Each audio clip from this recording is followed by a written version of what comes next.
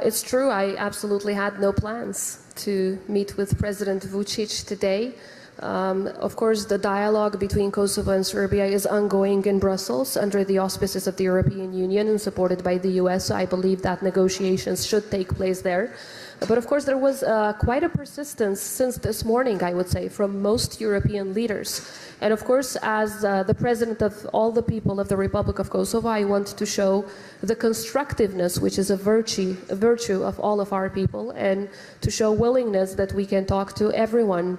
We've extended our hand of cooperation to Serbia for years, so this is not the first time that we find ourselves together with Vučić in such a gathering. But I have to say that this meeting, which was of course, upon the insistence of President Macron and Chancellor Scholz, a request of theirs which I respected, since they are some of our closest allies, was not a negotiating meeting. It was an informal meeting, as they called it, where we exchanged views.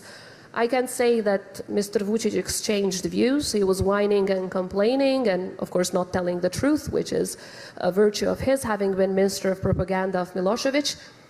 But I had the opportunity also to tell him, to ask him, first of all, does he consider that he has an agreement with Kosovo or not? This is a key question, because he undertook obligations in Brussels, and if he goes out from one media to another and says that he will not go, is not going to implement, then it puts the entire process into question. Secondly, I asked him to remove his army from around the border with Kosovo. And thirdly, I've asked him to remove the support for these criminal gangs that are causing pain to ordinary citizens, especially to Serbs who live in the north, by intimidating them and using violence against them.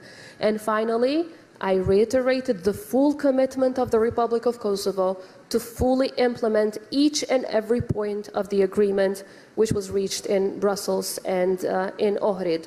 Vučić was furious, as you know, he loves to insult in his own language.